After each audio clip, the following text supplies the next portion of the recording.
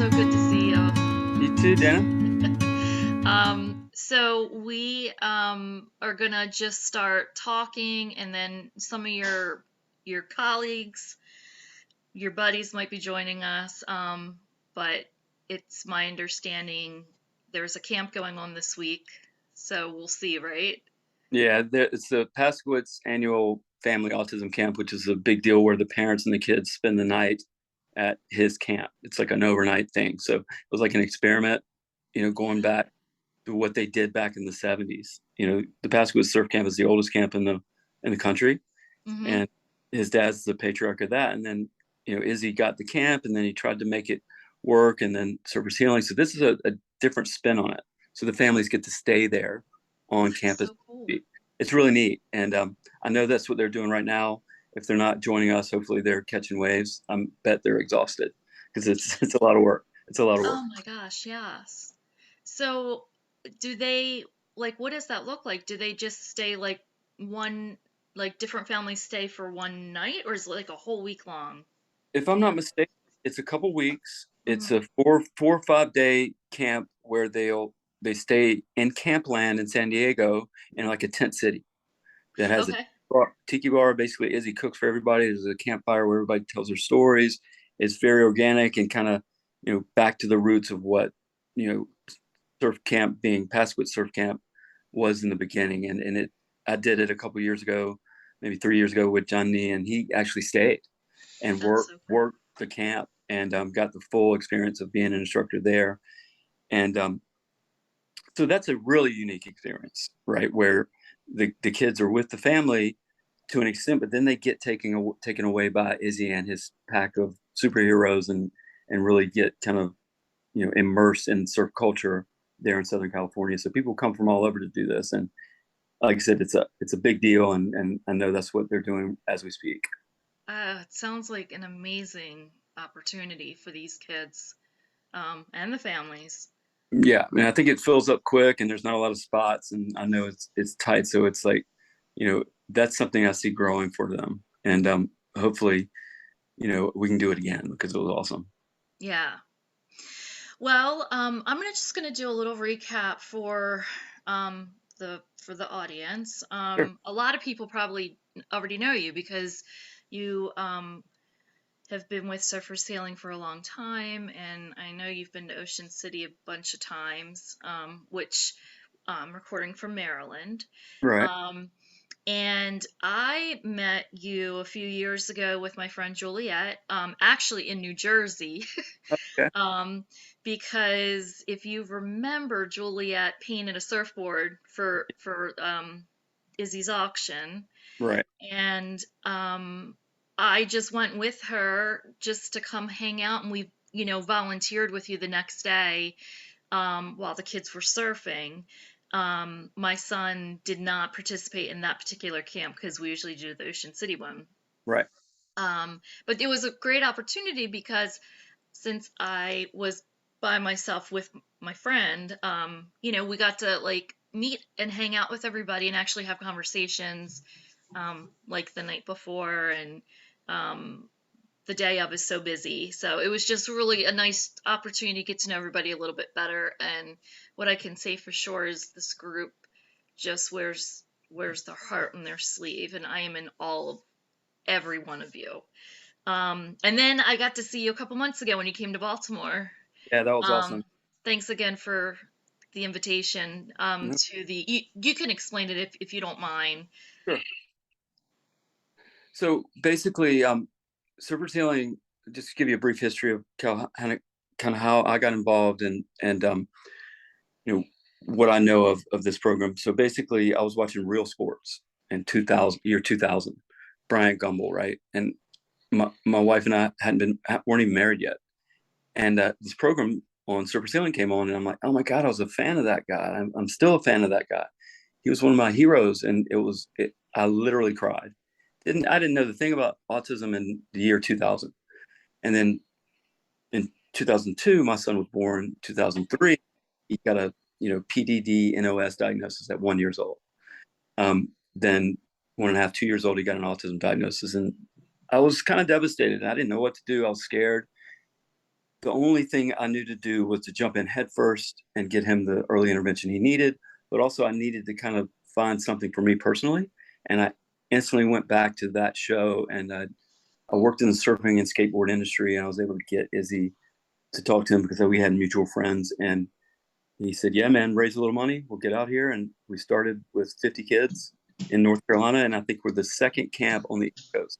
So Virginia Beach had done it the year previously, but that was their inaugural year. And like, I want to say 2005, I think we were 2006. And I think Maryland came in there in like 2007, 2008. And then South Carolina.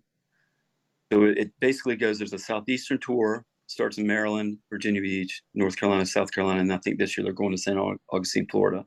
Usually Florida camp is in spring, but they're looping it into the Southeast tour this year. And then they go home or stick around, and then they'll go back to New York, New Jersey, Rhode Island. They've done Canada. Um, and then they do like Australia, Hawaii, Mexico, and all over California.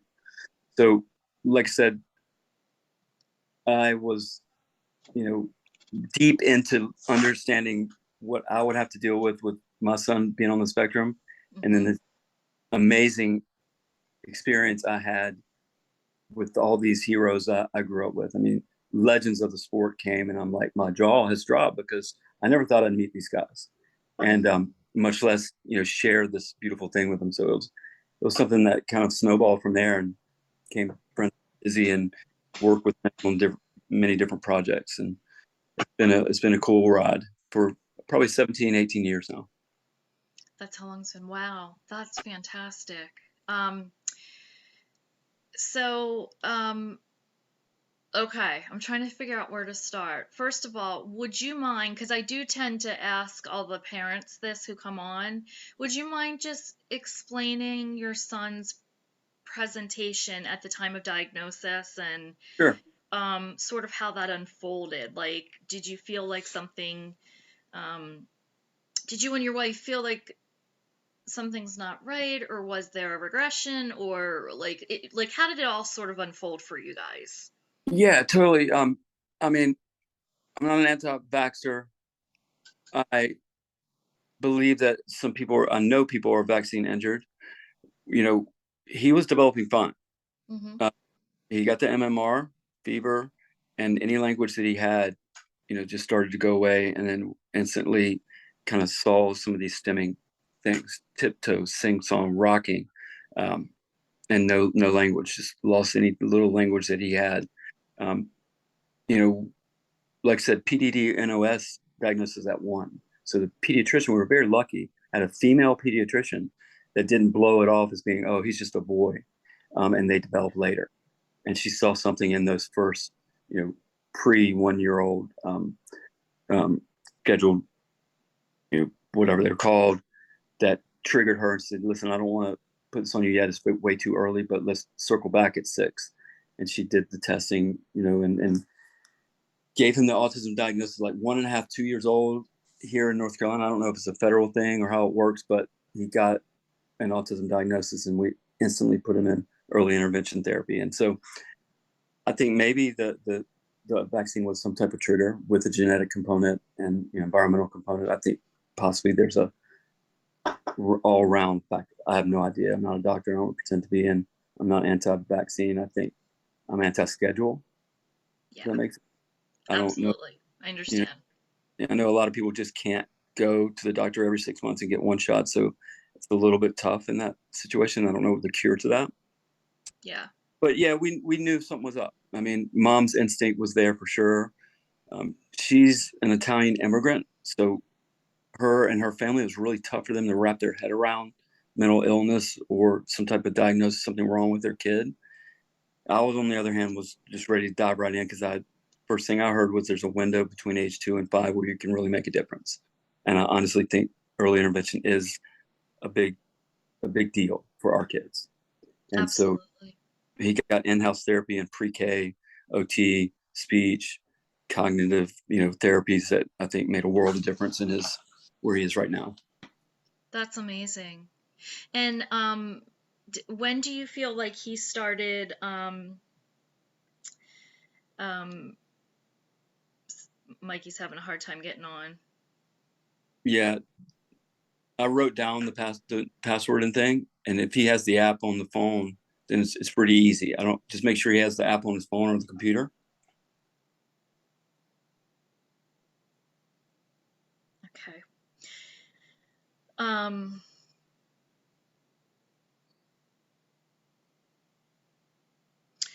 so, do you feel that there was a point? And first of all, I just want to acknowledge that you were so lucky to get a diagnosis so young. You're absolutely right. And Very, as you said, from a female pediatrician for a male child. yeah, very, Absolutely.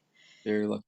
Um, and so that's a fantastic, and I'm so glad that it sounds like being, in North Carolina, you have a lot of resources available to you, or did, I should say. This was in the past Yeah, because your son is how old? 19 now? 19.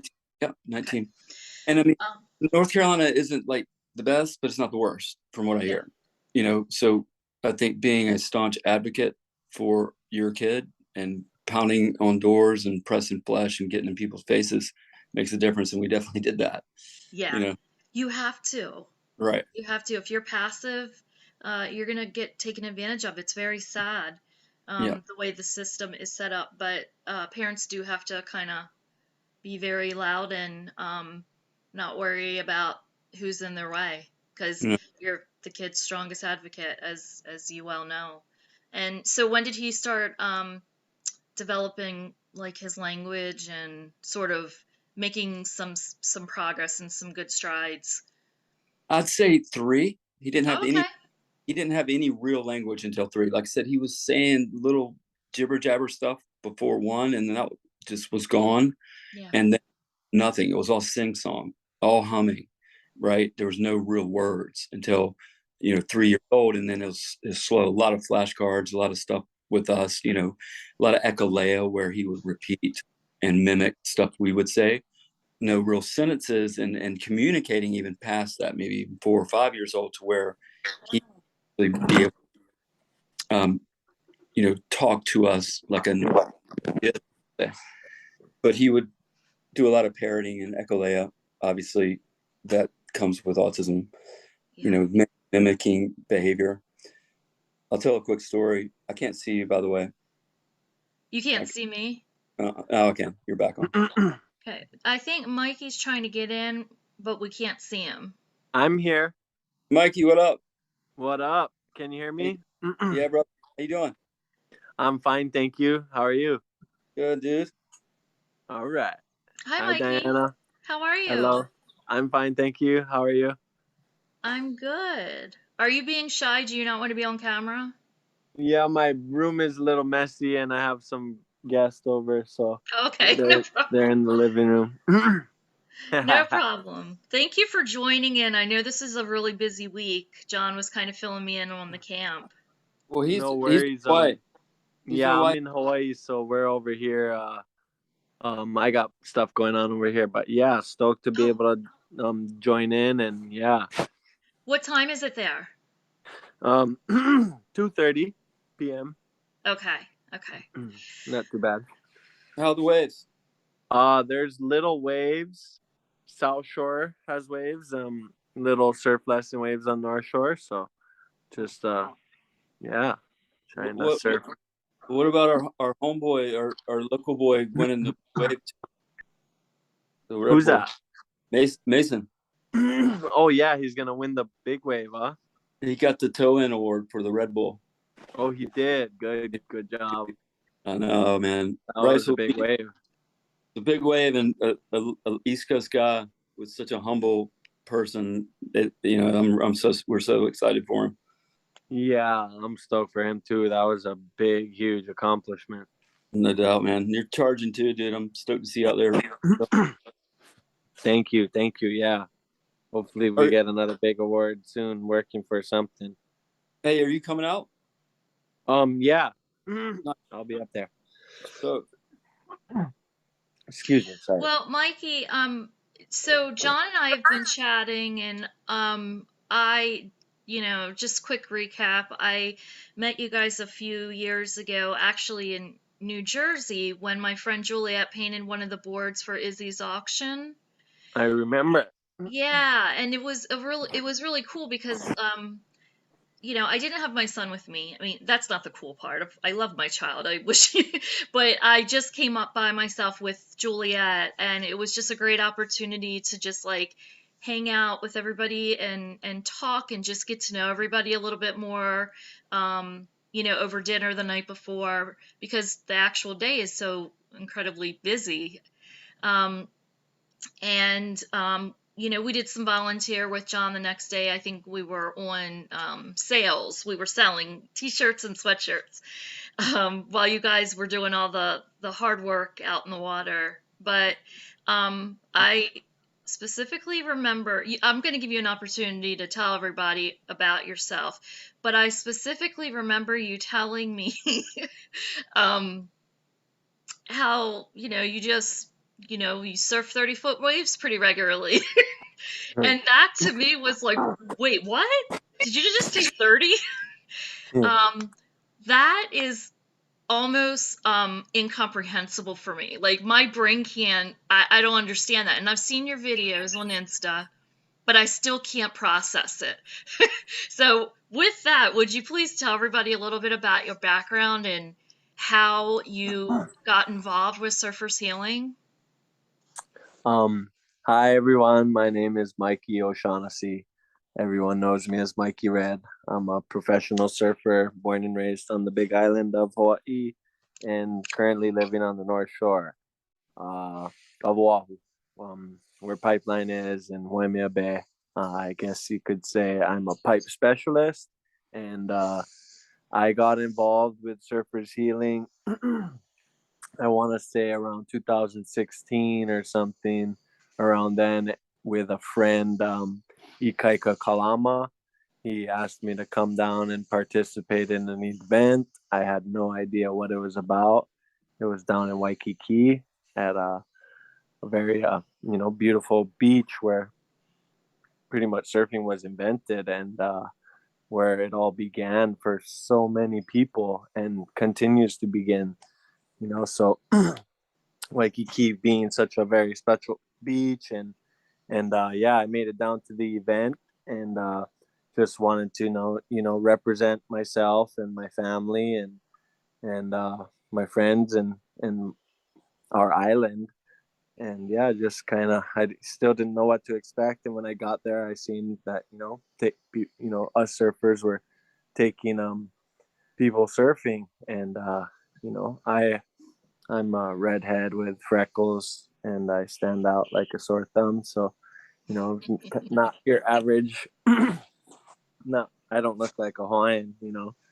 I'm not native Hawaiian, so I'm Irish. But yeah, so out there, got to the beach, no judgment for anyone or any time. Just trying to go out and see where I could help. And yeah, that first connection with the kids when I met them at the beach, and just went out there and tried to get one wave. And after the first wave, it was such a emotional roller coaster of happiness and pure bliss for myself and the kid that I got to take on surfing on the waves. So it was a very special moment for me, and it really set in right there. So I tried to get as many rides as I could with the kid to just try to make that moment last forever. So That's so it's just awesome. a short moment that we were with the kids, but yeah, I just try to tune in and tap into their frequency and just do my part as a surfer, and yeah, catch as many waves as we can, because I know for myself that those waves it serves such a big purpose in my life, and yeah, it gives me so much healing, and not only myself but for my whole family and a lot of my friends. So to be able to share that feeling and what I love most in life is really special. So yeah, I have a big deep connection with the ocean, and yeah, so that's my part. I just go in and try and do the best I can do, and just surf it out. That's so awesome. And thank you, as a parent, thank you so much for being a part of this. Because Of I course. know I know that you and John and all the other guys, it's part of your heart, and you love it so much. But as a parent, your dedication and your love and commitment to this is it's beyond words. It's really hard to put into words. But I think you understand because you guys have been doing this for many years. And I would imagine that it never ever ever gets old. I mean, when I'm there in person, and then when I also see your videos from traveling, um I feel that each and every one of you treat that each kid that you take out like it's your very first kid. Do you know what I'm saying? Yeah. Yeah, for sure. And Mikey's a rock star. I don't. I'm 53 years old, nearly as experienced, and as he is, being a Hawaiian waterman and like a legend of the sport. And I'm a big fan. But our kids, sensory seekers, right? The sensory feeling that they get from surfing, that's why we surf. But imagine that 10 times over with our kids, how special it is. And Mikey is just as frothed out as the kid is in being able to be with him for the last few years, watching him. It's been remarkable. I mean, all the guys, right, stoked, are so stoked to do this for our kids. But Mikey is something extra about homeboy, and it's been a pleasure getting to know him and call him a friend. Right on. Thank you very much, John. Likewise, it's a Yeah, honor and a pleasure to be a friend and amongst you, and to share the water, and share time together with you and your family. So the feeling yeah, is mutual. So thank you. yeah, yeah, sir. Mikey, did you feel like there was a learning curve at all for you in terms of getting to know our kids? Or do you feel that once you hit the water, all of that just disappears? Yeah, for sure. It was a huge learning curve for me. Mm-hmm. I, haven't been around too many kids uh with autism Mm-hmm. specifically. In school, I guess I went to a public school, so there was a lot of kids in school, and definitely we had some classmates with autism, and I did not understand it at all as a kid in elementary school and middle school and high school.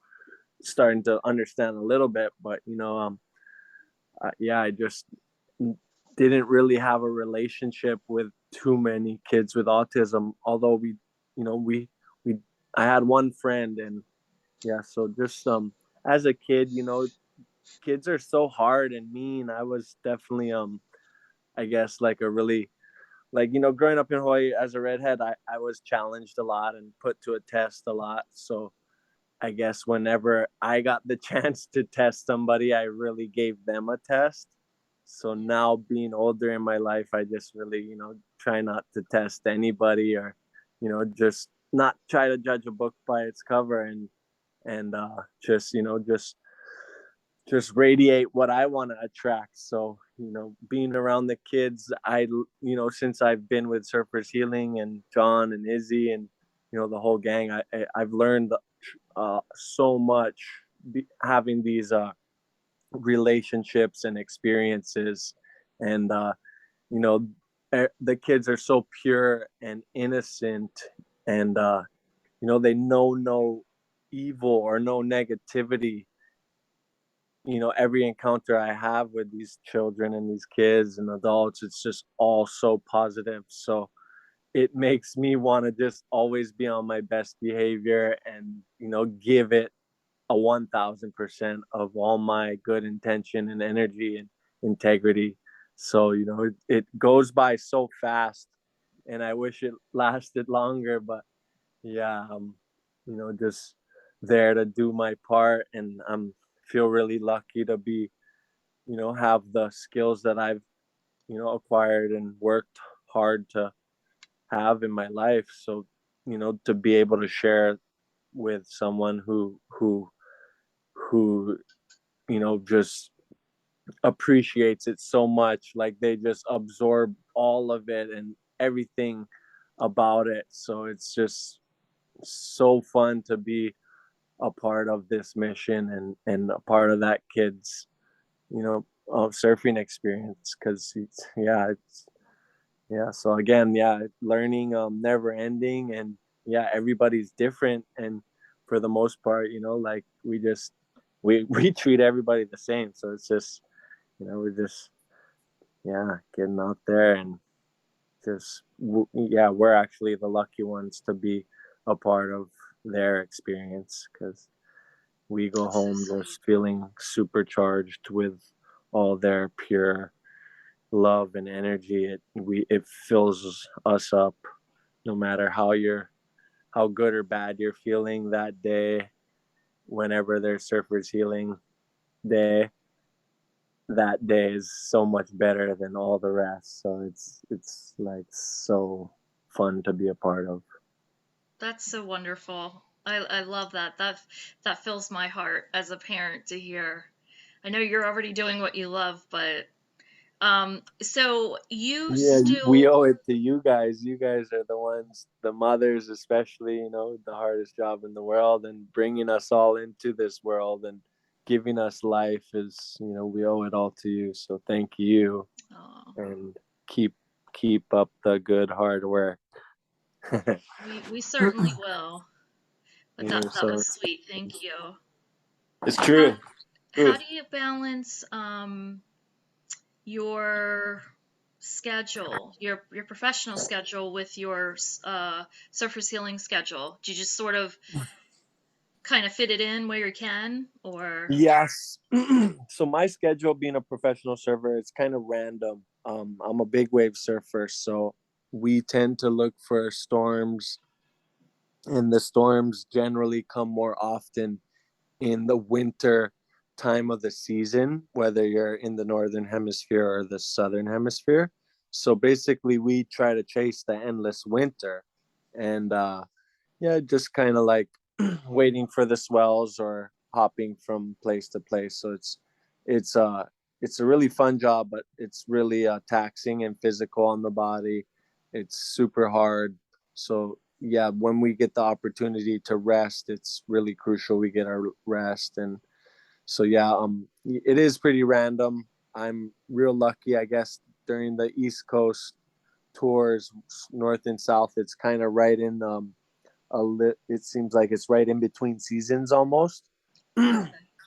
And over I try to make time for it too as well. So now that I know when the schedule is and I get the heads up, but yeah, it could change for me, like as the dates get closer always, because it's my job and I gotta go do my job. Yeah, of course.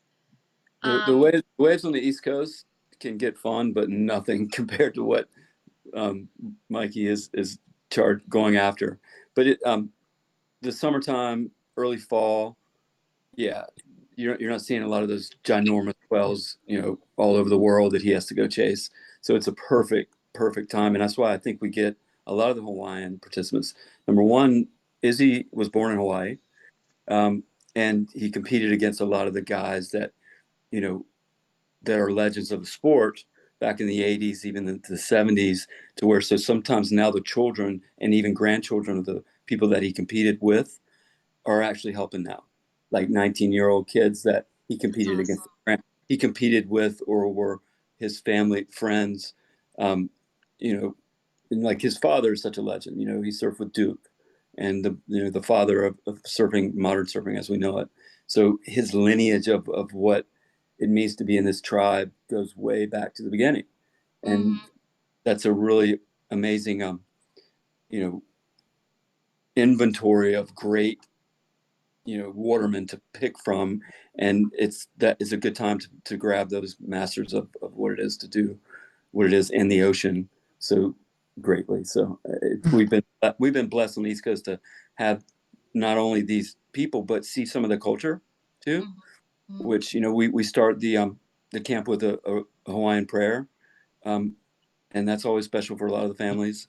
And then we had a lot of not a lot, but a few Puerto Ricans that Izzy competed with that do a Spanish prayer and then a regular prayer. And anybody else that wants to throw in their, spirit, spiritual being in this thing that we hold so spiritual. It's a very spiritual experience for everybody involved. So it's a neat, it's a higher thing for us. It's not Yeah, just it's like a calling. it. There's so many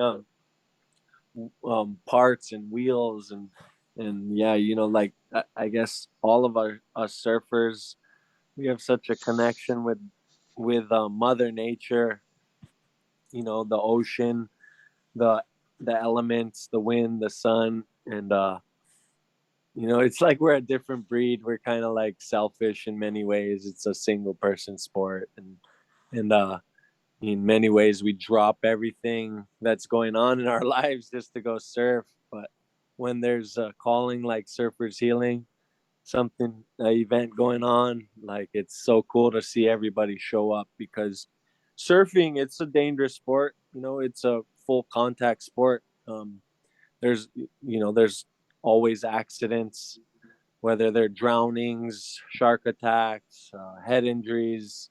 There's countless, um, yeah, full contact. So, we all know the risks that, or I guess all of us don't know the risk, but it's a risky sport, and we do know there's risk involved. So risk management, and so when these special events come and get put on, the the watermen that show up or that are called to this service are the best watermen and women in the world, because it's like we just all, the camaraderie, the brotherhood, like we're all so connected, and surfing again is a hard sport. It's probably one of the hardest sports in the world to Mhm. get better at, you know. And actually, surfing's the easy part. Riding Exactly. the board's the easy part. The ocean, learning the ocean, the currents, the height, the tides, like get putting all that into your knowledge and your whole approach. It takes years and years and years of experience of putting so much time in the ocean and making so many mistakes. So again, the people, like when the Surfers Healing is, the events are going on, like it's our duty. We know, like it's just like almost like as a warriors being called to battle, the Knights of the Round Table, or some kind of mutual feeling that's so intense and pure, and like you can't back down from it, like no matter what's going on in your life. Like of course sometimes we all got different things going on, but we put everything on hold for the most part and just get ready for that event and be there and show up and you know put in, just do your best to share the stoke and just give everything you got. Put Well, Hold nothing back. yeah. Yeah, and meanwhile, I love the spiritual context of this discussion. I love it so much, and relate to it so much. And so, as an observer, as a parent, um, you have to, and from what you tell me, because you guys are the ones that are actually doing this work. But from what I see, there's all these components that you have to kind of keep keep your mind like clear and straight about. And so you guys give us such a gift and give our children such a gift, but along with that comes patience, um, and safety and probably so many other things. I'm trying to put myself in your brain for a second, and it's really hard. But um, along with all the things that you already do, um, you have this extra little person and sometimes this extra big person to take care of. Um, and some have language and some don't, and some have severe anxiety, and some are just like, let's do it again. I mean, there's so many variables. It's like so fluid and moving, and it's like you just go from person to person, like whoever you're assigned to next, and just do it with so much love and joy. And I guess I mean, it's definitely a different mindset, I would imagine, than you just going out by yourself trying to clear your head and be one with nature. Do you know what I mean? Yeah, for sure. There are so many moving parts, and for sure, safety first is the number one thing on our minds, because like I said, it's full contact, it's a risky sport. So after, like all the safety precautions are the boxes are checked, again, we're just like trying to be there in that moment, present 100% of the time. But yeah, it's a big different mindset for the most part. Like a lot of times for surfers, just the average surfer, you're trying to unplug and just go out there and get into your meditation and set yourself free. So all of a sudden for surfers healing, you have a job to do. You can't just go out there and I mean, you can, we still do, but like, we're there's a lot of kids on some of these events, and like we can't really just go out there and like we have to be patient always. You don't want to make a mistake, so being patient is a huge rule in our rule book, and the rules of the road. But you also gotta like strike when the iron's hot, and when you get that opportunity that's presented, you gotta really hustle for it. So yeah, it's super physical always surfing, but when you're surfing with somebody else, whether they're a little person or a gigantic person, it's really physical.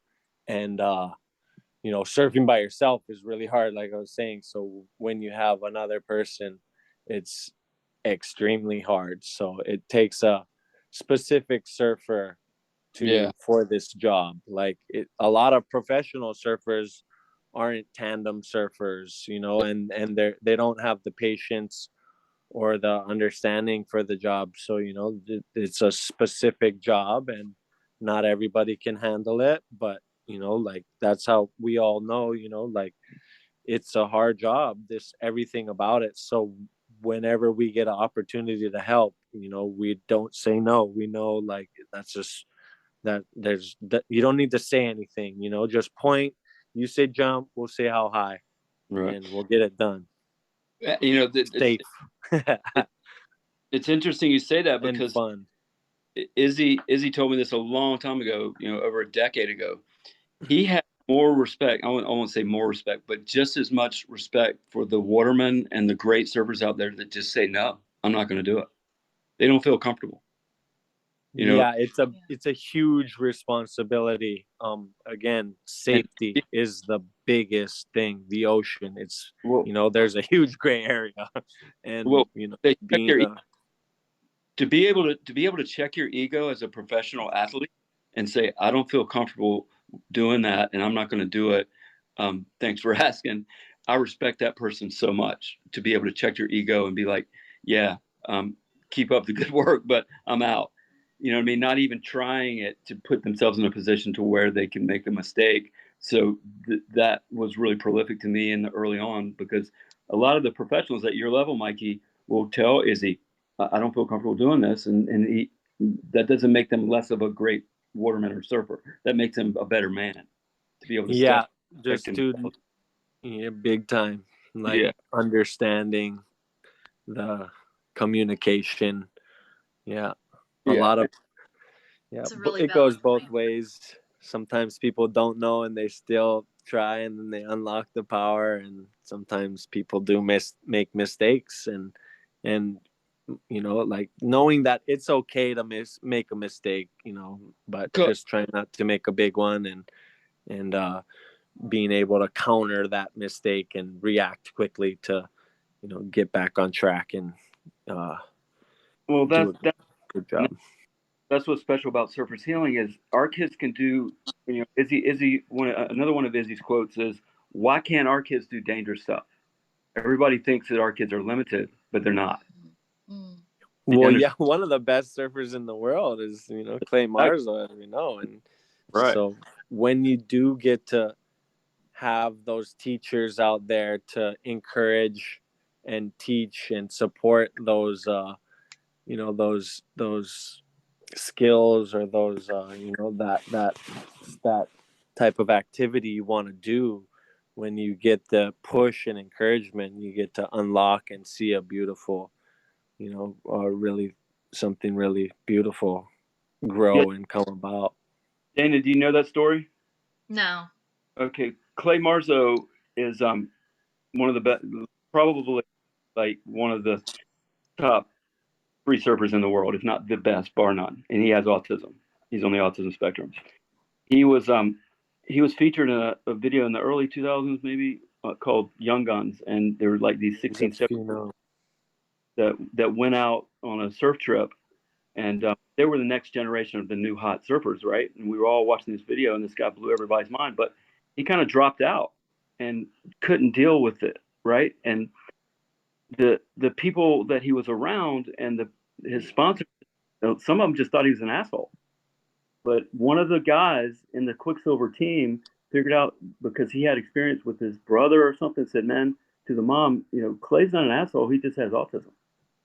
Mm. So there's a movie, and I highly recommend everybody check it out, called Just Add Water. It documents his life and his experience with autism through surfing. And he does stuff that none of us could possibly imagine on a surfboard. And it's been his respite and his religion and what's made him who he is for, since he was a little Grom. And that's a really cool success story. And we're seeing more and more of that, obviously, with my son, Johnny. He's not a professional surfer, but he's really good at it.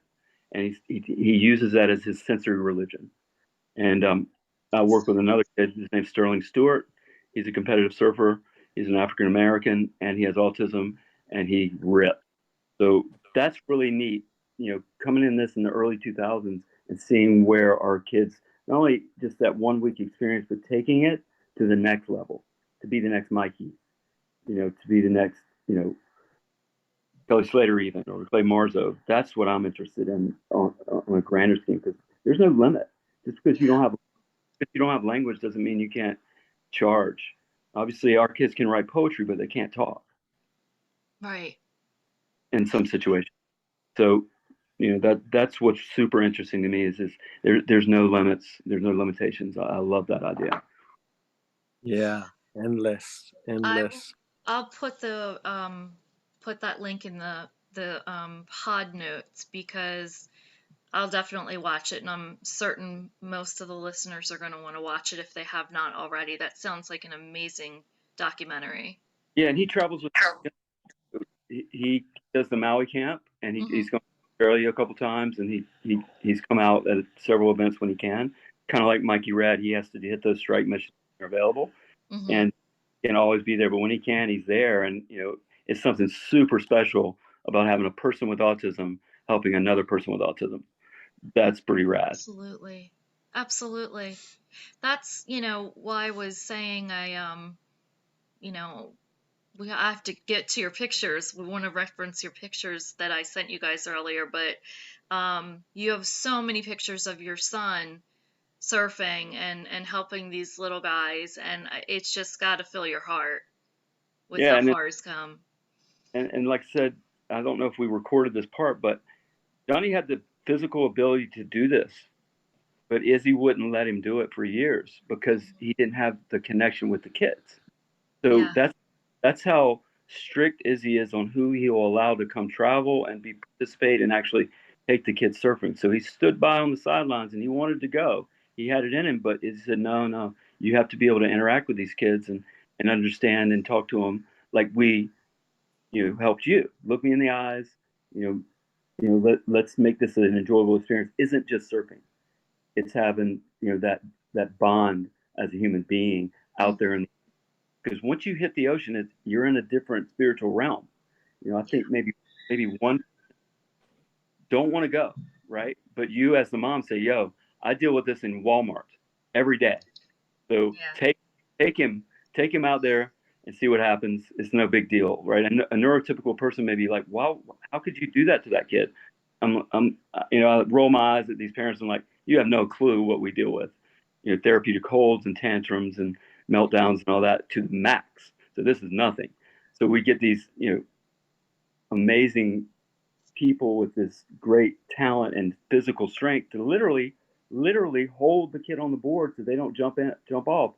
And 99.9% of the time, those 5% that don't want to go end up wanting to go more than anybody else after they catch that first wave. And that's like a miracle, and it's the sensory thing.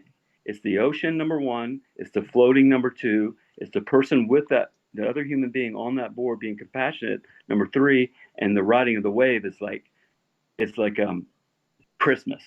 Imagine what it feels like. Imagine what it feels like for you. Like you've never surfed before, Dana, right? No.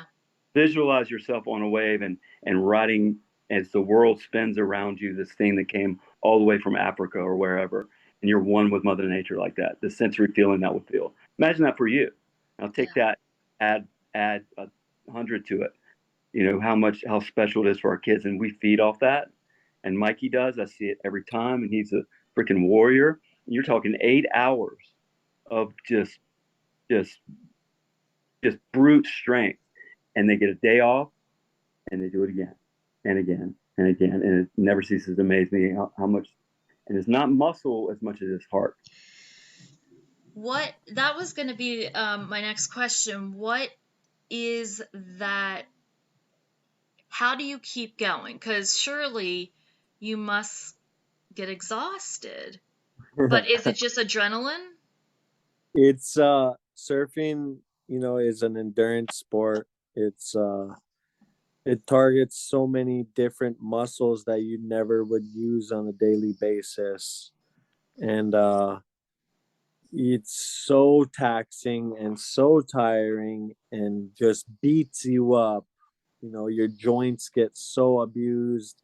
You're so prone to injuries, like joint injuries and tears, and that just really, they take you out of the water for months and months and months. So like over time, as you become a surfer, and it's a endurance sport. So us as healers, when on that day, we'll try to have breakfast, stay hydrated, electrolytes, potassium, lots of potassium and electrolytes, because we'll cramp up really fast. Basically, it's like an Iron Man, like how we feel after we're like physically depleted. We need carbs, like you need right away, because like often during these events we don't eat like during those 8 hours, because there's no time for it. There's no time for one to eat, and for two to digest, to be on the surfboard. If you, so like whatever meals we have, there have to be really specific, and to give you energy, and to be able to give you long clean energy. So again, it takes a lot of practice, and a specific individual for this job, because you'll get really burnt out and worn out. And if you're trying to compete like with everybody, or like, you'll just burn out even faster. It's definitely not a competition, and it's all about the kids. It's all about you guys as the parents, and us. We're just it's all about the kids. Mikey came up with the word you were looking for earlier, Dana. It's healers is what we we use for these guys. That's Okay, that's what the surfers are actually The- called. They're healers. yes, yeah, ma'am. the job title, you're a healer. Yeah, I love. and that you are for sure.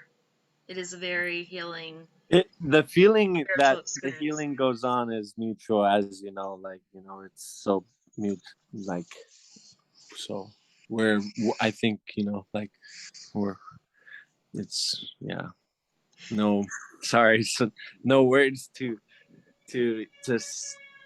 come up with sometimes, it's emotional, and it's very heartwarming, and in so many ways it charges us up. So to be depleted on that day, at the end of the day, that's like, I don't know what I'm trying to say, but yeah, it's intense. It's a lot. So the picture, John, I'll start with you. The picture I sent you earlier. Do you remember that when you Which is look the one with Johnny or me? the one with you? Oh yeah. So we were talking earlier, I think off record, where we really Surfers Healing is in Israel. Like I said, these guys are the best of the best. They're lifeguards on North Shore. They're big wave surfers. They're people that he knows and trusts, immensely. So I work with a parent, kind of, not, I wouldn't say a parent, but a group that's affiliated with us here locally in North Carolina called IndoJack. So we do a kind of surrogate camp after Surfer Healing called, it's an autism surf camp. And I'm not in any way close to what Mikey and the rest of the guys are as far as, endurance, able to really tandem for 8 hours with a kid. I can do it. I only take friends of mine that I feel comfortable with. So that's one of the few opportunities where I've gotten a picture of me actually tandeming with another kid, and I was scared shitless. And it's not a good feeling, but I've gotten a little bit more used to it. I've let myself be okay with the fact that I can do it for about an hour, and I'm only going to do it with kids that I know in certain conditions, and let the pros really knock this out. Now, my son's a different story. That's the other picture. That kid, he's got a feel for it, and he's strong, and it gives me so much love and respect for him as a young adult with autism to be able to share his gift with other kids. It's super special. So Absolutely. that picture is rad. Yeah. Mine, whatever. That was just like an experiment, and I'm nowhere in on the level of those guys at all. I can't, I never claimed. Yes, you are. Well, I'm behind the scenes. I make sure you guys are fed. Make sure you sleep good. I make sure you're going to get from point A to point B, and I can surf okay. I can hang in a decent lineup, but no, not with another kid. I'm not. I don't have that ego. I'm gonna bail. I'm being like, no, not gonna happen. There's no I in team. There you go. We're all That's right. equal. That's There's right. You're not part of one the team. person that's, and again, it's all about, like, that's why there's such a big team, and so many people, so many healers and helpers and volunteers. It's so important that people come and show up to these events, because you never know when you're gonna need backup, and like, yeah. So it's like a front of the house, back of the house type thing, Dana, right? So the local camps have sometimes their own nonprofit, like Surfer Sailing Virginia Beach, Surfer Sailing South Carolina, whatever, and they raise the funds to get Mikey and everybody out here. Mikey doesn't get paid. He sometimes doesn't get sleep. Sometimes he doesn't get enough food. He does this on his own dime. He risks, maybe even losing an opportunity of his livelihood to come out and do this. So all praise and love for him. They are in the spotlight. You see the pictures of them, but there are hundreds and hundreds of people behind the scenes that raise money all year long. They pick up trash. They set up tables. They're therapists and OT specialists and speech specialists that guide the kids down to the water. I mean, one of the biggest issues of the whole camp isn't getting them out on the surfboard; it's getting a life jacket on. I mean, Yes. you Or a understand how. wetsuit. Yeah, I can't imagine a wetsuit. I haven't done enough California camps, but the sensory, you know, um, the issues. focus and Yeah, I mean yeah, they don't like closed period. I mean, we've had a couple streakers, which is awesome, and nobody gave a shit. You know, yeah. that's the beauty of surface healing. That we've had a couple kids just take off, no clothes, and it was like a normal day in the neighborhood. Nobody cared at all, and that's another special component of this. Everybody's on the same boat. Wrightsville Beach, where I live, I mean, there's 1,000 people on that day. We served 300 kids. So the grandparents, the therapists, the brothers, the sisters, the moms and dads, that's over 1,000 people.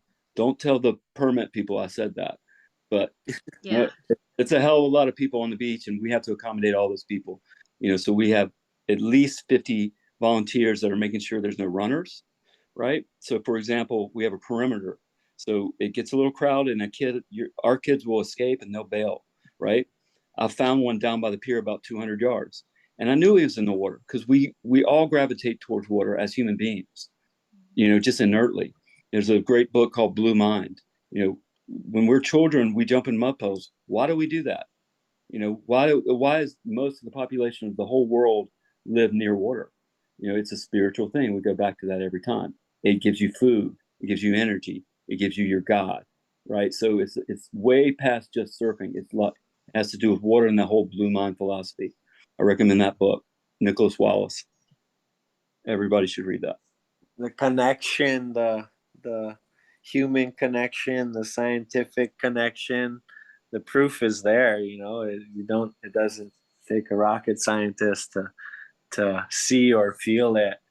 There's some, yeah, it's just. Yeah, we've gone down that rabbit hole with the science, but it's like overthinking it sometimes.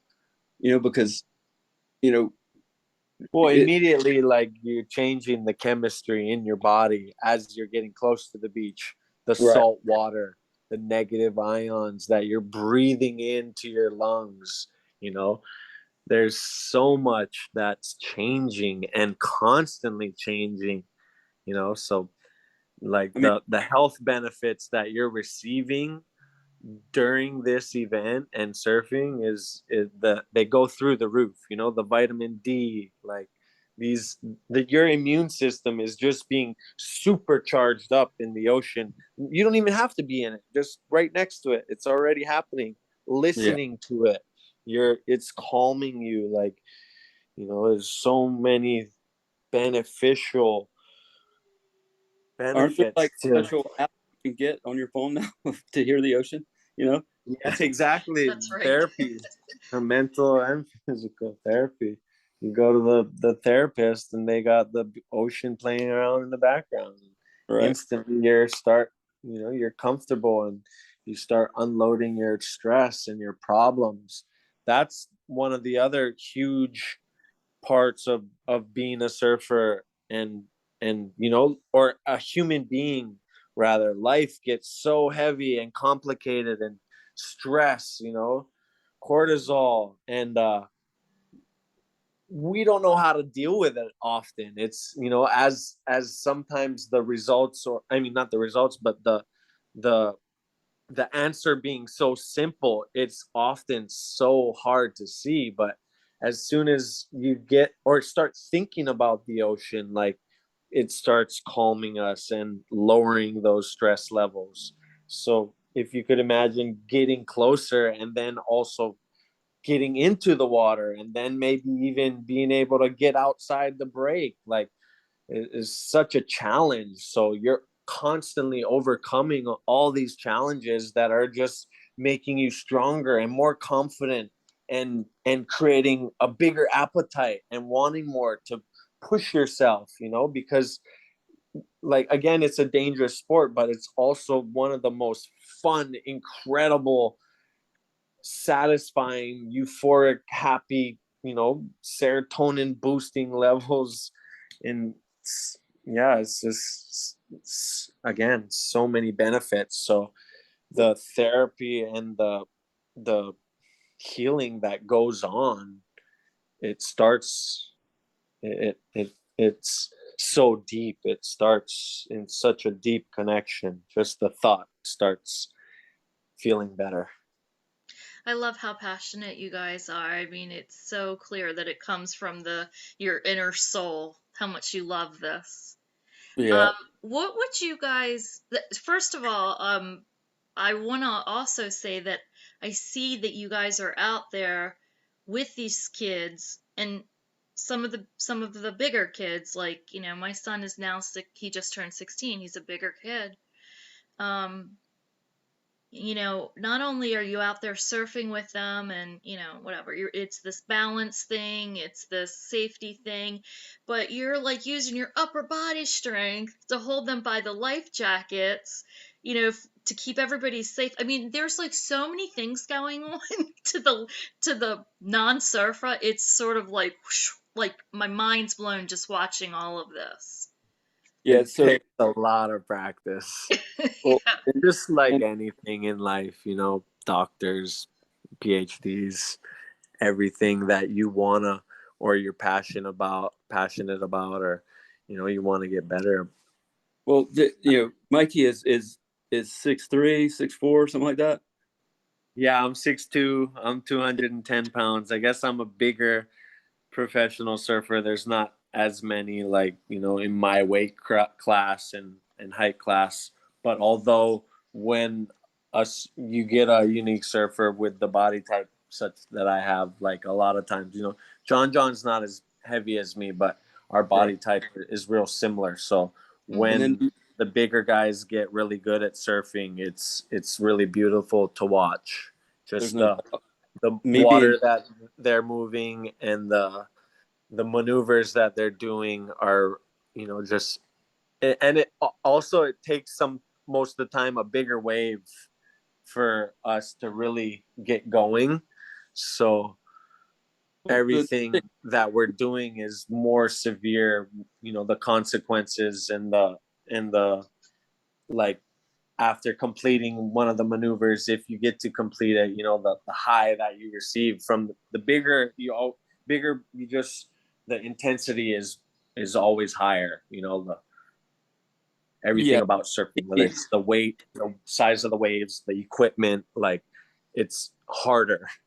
yeah. So yeah, Yeah. just I mean, as I think it is probably for every sport, or like, it's so, yeah, just trying to find that balance and work at it, just um so much thought and requirements and strings you're pulling together, yeah. like, diet and maintaining your body, to be able to perform and to you know be prone from injury. Well, what I was going to say is they're remarkable athletes and they're just strong. He's 6'2", Izzy 6'5". There's a couple really big guys, Ikaika and um, oh shit, Mossman. yeah, they're big guys. But then you got Justin Camacho and you got Shado. They're tiny, but they're also strong. They have to do things a little bit different, and they all are successful at it and they're great at it. But it's brute strength a lot of It's times. easier for the smaller guys. That's Yeah, just there's it's easier for the smaller guys, I think, because there's not enough room on the surfboard for two big the guys. low center of gravity. That Surfing too. is easier with a lower center of gravity. Yeah, and you know, but they're just strong, Dana. I mean, strong. I work with Marines. I live near Camp Lejeune in North Carolina, and I Hmm. teach surf lessons. And I teach these Green Berets and these Marines. These guys are like just just built and like athletes. Like they come from Training, training. and they're wasted. Like in 5 minutes of being out on a surfboard and not even doing nothing, they're ready to give up because you work so many muscles that you don't even think you had um, being a surfer, and it wears on you, and you gain so much muscle if you continue to do it constantly like we do. So I'm strong, but it's surfing strong. I can't lift probably 75 pounds on a barbell, but I can surf for 5 hours nonstop, no problem. I And train 3 to 5 days a week. I'm in the gym that, every day. that's that's but new. Plus you're surfing ginormous waves. I'm not going. You know what I'm saying? but then I'm 30 as well, and yeah, just Right, and that's a kind of a newer thing. The training regiment with surfers used to. it is a newer thing. It's surfers were like, the rebels and Yeah, the beach bums considered as, back in the day. Where now It's Right. a full sport. You have to be professional, and you know, there's what it takes to be professional is a clean, healthy. You're promoting that image to try and inspire others, and be a role model to the next generation. So you have to every step you take, you're being monitored. You have to be careful, especially nowadays with the social media and everything. It's a everything you do can be But on display. Tom, No matter. we're all human, and we make mistakes, and we don't do everything right, and it's a little bit, surfing the industry, the pro aspect of it. That there's it's also, they give you a little bit more freedom maybe than some of the other professional sports. And what's really I love about it, and I was hoping we would get into this a little bit, is equal pay for women. It's the first and only sport, if I'm not mistaken, that pays equal for women, and that's pretty cool, Oh, right? wow. They're really promoting diversity and more people of color, and I do that on our end in North Carolina. We have a certain amount of slots. Like I said, we had 300 kids at our camp, but I hold 20 to 30 to 40 slots for people of color, because when we first did this for the first 5 years, they were all white women. No dads, not very limited dads, very limited people of color. And it's about access, and it's about, um, making sure that they're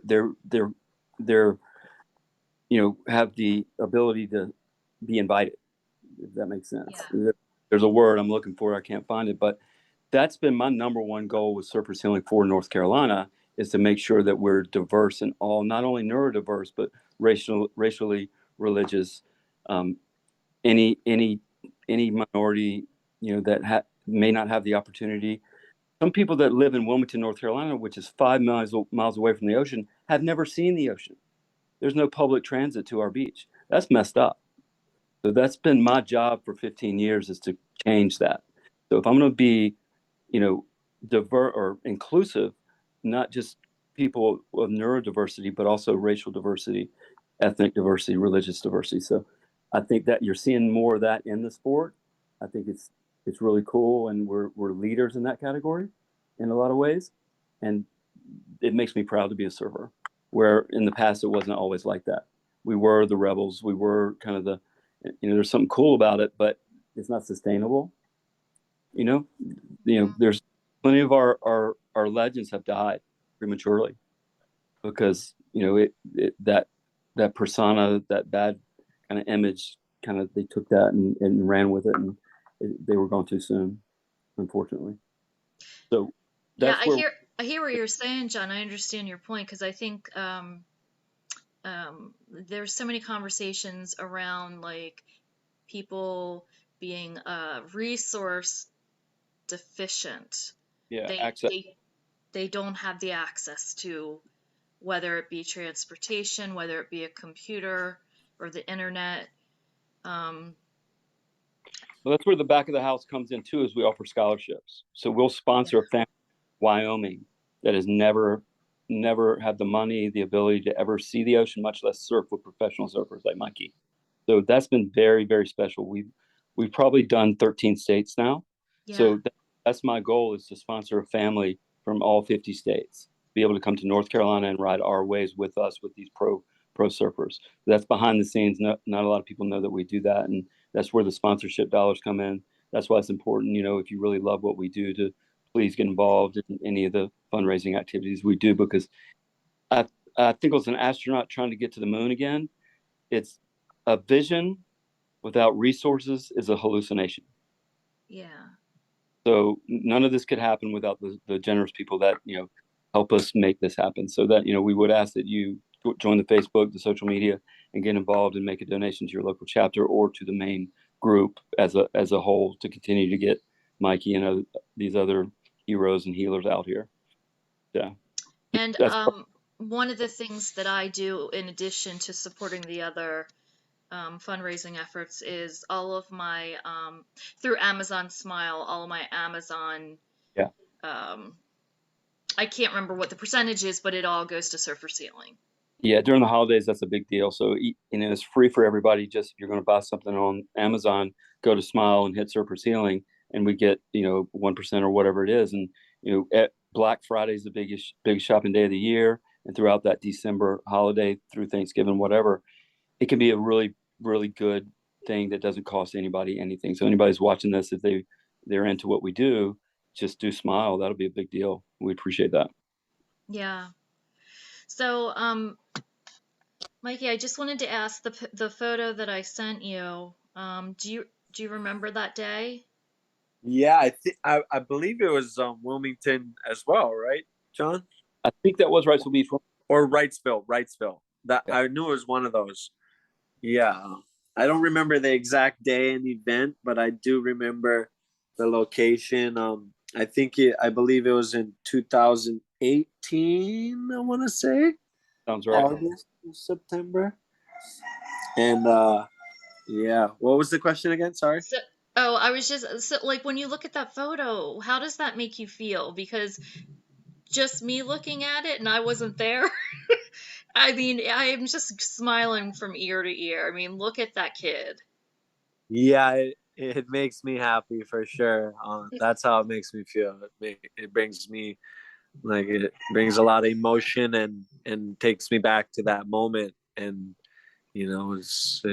I feel so happy and emotional when I see the photos and I look back to the times and the relationships that we get to make with the kids. It's so awesome, and it's such an honor and privilege, and we just feel so lucky to be having these connections. And yeah, it's all about relationships. So just having these relationships, all positive and really really special, really short moments, but yeah, they seem to, not all of them last forever, but they seem like they do last forever. So Yeah. it's so heartwarming. And yeah, when I see the photos, I just can't believe how lucky I am to be able to have these experiences with these kids. Well, the feeling is mutual, I can assure you. So I'm looking at my calendar. I just needed a quick reminder, and we are coming to Ocean City, Maryland, to see you guys on August 17th. I hope we'll see you guys this year. Yeah, I was just talking to Jeff yesterday. I'm trying to bring a couple of next generation Big Island Hawaiian surfers with me. Oh, So wonderful. yeah, looking forward to seeing you guys and the kids. And I know that the registration is closed. They have to do that earlier in the year, I would imagine, for scheduling reasons. And I can't even imagine the logistics behind the scenes. But just for maybe for families who might be in Ocean City and just want to come by and just like watch, and maybe are on the fence and thinking about registering for next year, because I have talked to a few of the local families and they've always been interested, but they feel like their child would be too anxious or too scared. So could you guys just give them maybe some words of wisdom or encouragement? Well, we want to offer them basically this day of respite. Hmm. It's, and it's up to them. Like I said, you and I understand that it's a hard job being the parent of somebody with autism. It can be very rewarding, but oftentimes it's no joke. It can be very challenging. And this is their day. Even if they don't serve, come out and enjoy the day with the fellowship that we have. It's a big tribe that you're able to have that day of normalcy that you might not have any other day at the beach. And Yes. then check it out. Look at how professional we are. Look at how much fun the kids are having. Look at how your kid may fit in the next go around. I mean, you know, they don't want to go, they don't want to go. That's great. yeah, the vibe is pretty contagious. That's right. Uh, so, and like I was explaining earlier, the healing, you don't have to be able to, I mean, you don't have to be out in the water. You could be on the beach, and there's so much stoke and happiness and such a positive, happy vibe going on at the events and at the beach that, you know, I think anybody would want to be a part of it. And if you, you know, like if you're curious, I hope you make time, or I hope you have time to come down and just see what it's all about. And you know, there, even if you can't get, you know, a day, if you didn't sign up in time, you know, they might encourage you to go out and get a surf lesson, you know, from a private business, if you know, and then or sign up early next time, Yeah. because yeah, it's something you don't want to miss, whether you want to be in the water or not. It's just such a good, fun, happy, contagious vibe. I will say before anybody goes out and does do that, there are plenty of people that are qualified to take our kids on the all up and down the coast, but hit us up first.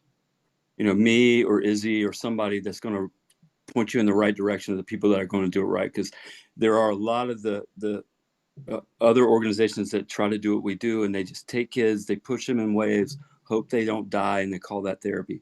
Or they're making money off you, and they're just floating around there like a fishing bobber. Yeah, You know what yeah. I'm saying? Do some good research, and Yeah, one of the slogans is often imitated but never duplicated.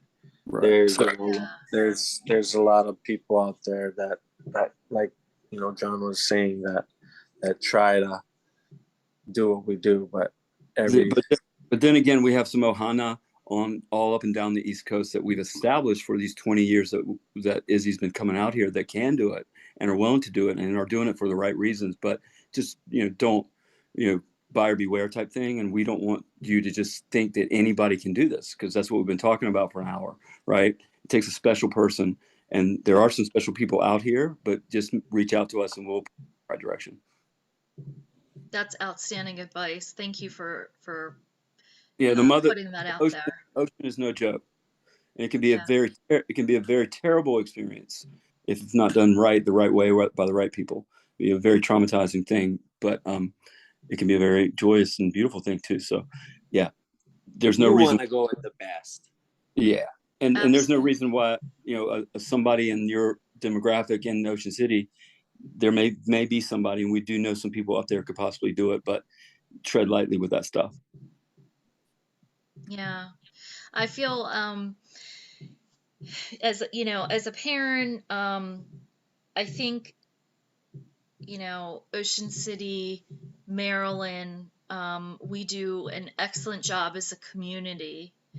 We have Pathfinders for Autism that's there every year.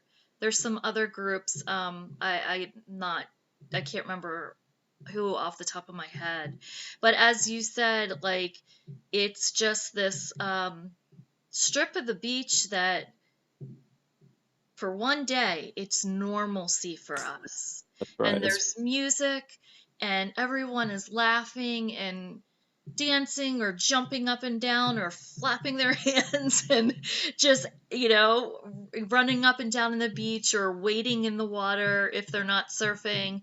And if we have a couple strippers, it's no big deal because Nobody we cares. get it, everybody gets it. And And that's why I invite everybody. And the other thing, Dana, is we don't turn away any volunteers, especially young people, right? Because they might not know what to do. They can just sit on the sidelines and look out to make sure we don't get a wanderer.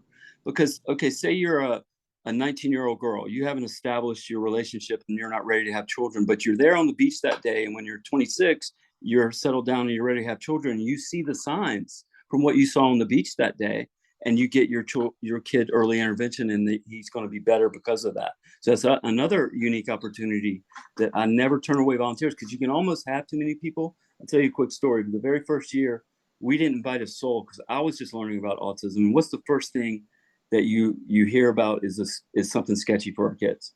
They don't like crowds. right.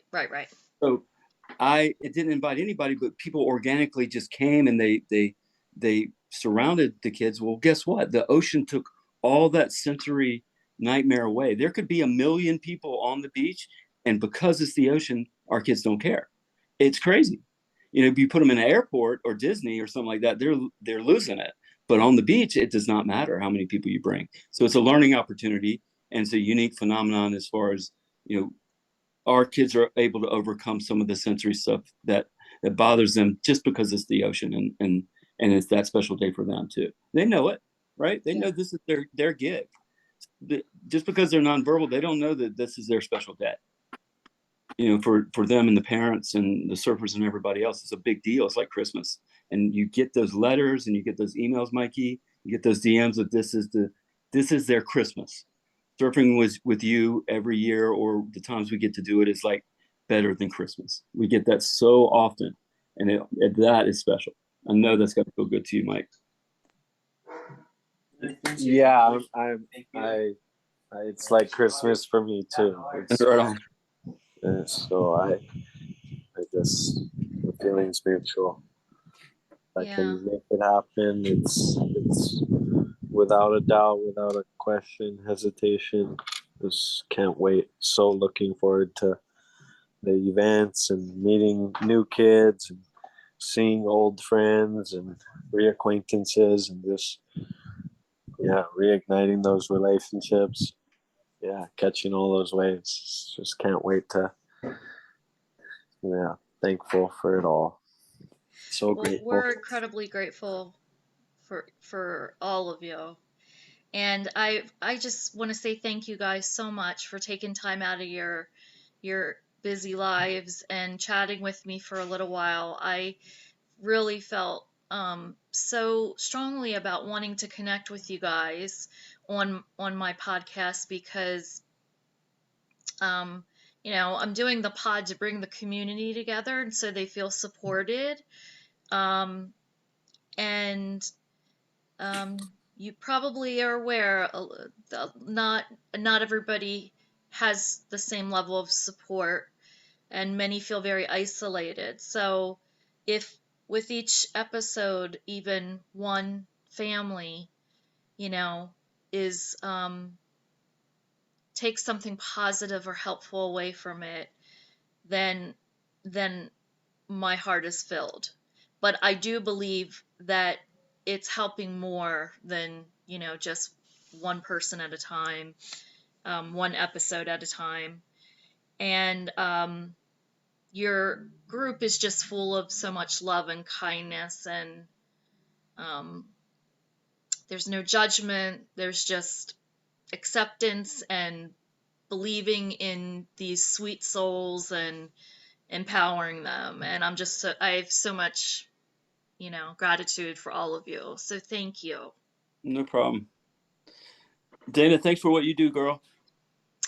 You're so welcome. And, thanks for the documentary. Remind me again, what was the name of the documentary we saw? Herd of Elephants. The Simone, the Soul Diver. Okay, so I'll put that in the notes too because it was so beautiful. So I want to make sure that we spread that further too. And Mikey, I don't know if you saw that, but if you haven't, it's beautiful. Cool. Where is it on Netflix or something? I'll send you the link, dog. It's a really cool documentary about a kid on the spectrum that was raised in Oman, and he's a free diver, and he does stuff that other free divers don't do. It's just unbelievably, and it's a passion project by the whole family that we've gotten to be good friends with. Izzy asked me to go speak on behalf of the film at the Maryland Film Festival, and Dana and Juliet came and visited and saw the movie, and it's a really piece of art and a really inspiring story that everybody should see. The Herd of Elephants. Yeah, Simon is the autistic soul diver on Instagram. Wow, cool. Yeah, I'm gonna look into it. I'll tag you, please. All right, guys. Well, thank you so much, and we'll see you. Oh my gosh, next month already. Yeah, right. We'll see you in Ocean City. Thank you, Diana. You're so awesome, and I love you guys. I'm so likewise. grateful. We love you too, and looking forward to seeing you and the kids. And I hope you have a beautiful evening and enjoy the rest of your week. Hope you have a great weekend. Thank you. You too. All right, talk soon. Okay, John. Nice to see you too. Right on. Ciao. Good See night. you soon. Night. Ciao. Aloha.